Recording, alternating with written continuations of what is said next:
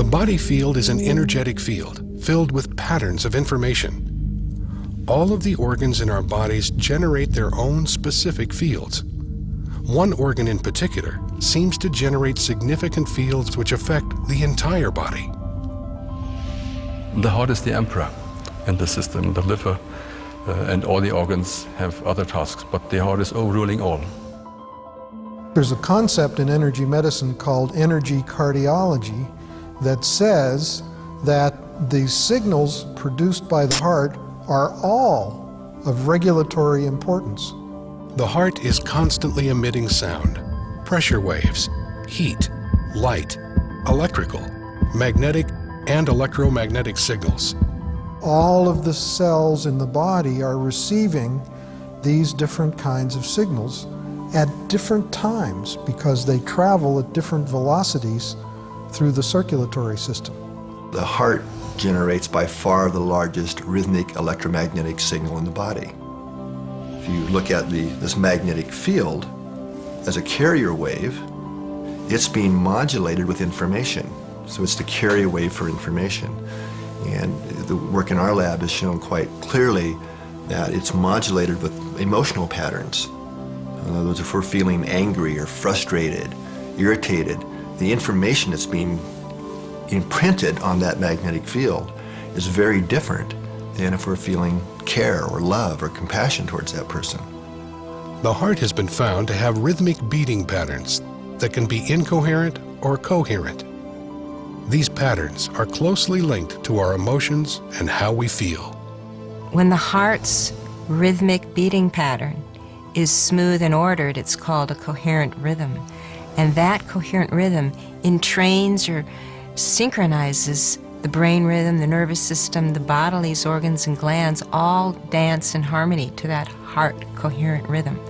Positive emotions, what we tend to call positive, things like love, appreciation, care, forgiveness, gratitude, all lead to a very different kind of heart pattern than negative things, like if we're feeling anger or irritation, anxiety.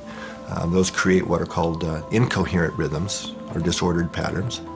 On the other hand, we have the positive feelings when we're just appreciating the sunset and how beautiful it is. Our heart's beating out this what we call coherent rhythm. It's a sine wave-like pattern that the heart is sending to the brain.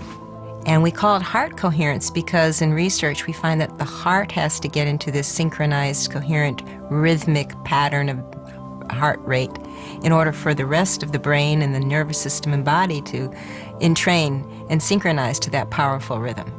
So it starts with the heart. When we feel the pulse, what we're feeling is the pressure wave created by the beating heart. It's not actually the flow of blood, it's the pressure wave. So every time the heart beats, that pressure wave goes to the brain and throughout the body. And if we look at the brain level, that pressure wave synchronizes all the neurons. In fact, the brain would be in trouble if it didn't have that synchronizing signal to kind of give us a global synchronizing effect. When someone is in coherence, you can often feel their love or their compassion or their gratitude radiating. Coherence is the optimal physiological state that underlies learning and performance and facilitating the body's natural regenerative processes. The heart has its own intrinsic nervous system, which can sense, feel, remember, and process information that's independent from the brain. We always think of the information input system as being entirely in the brain. But we're now discovering information that the heart receives information first and then relays it to the brain. Studies have shown that the heart responds faster than the brain to outside stimulation. One of the more recent studies we did in our labs was looking at what we ended up titling the electrophysiology of intuition.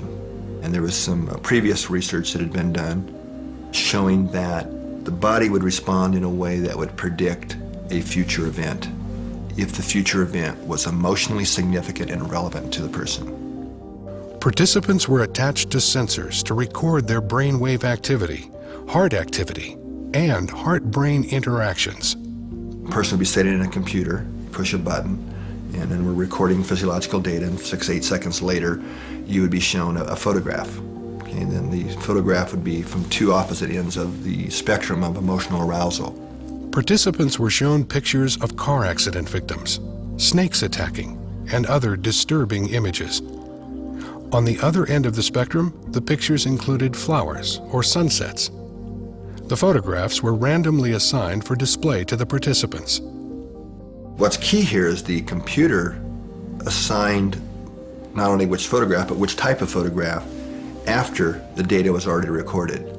So it was absolutely impossible for the research subject, the experimenter, to have any kind of foreknowledge of what photograph it might be. The computer itself didn't even know. The results were surprising. The body responded even before the picture was displayed.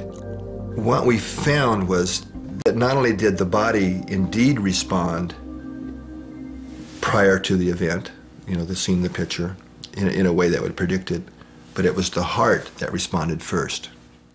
The heart's response was not only faster, but the signal it sent to the brain varied depending on the emotional content of the picture.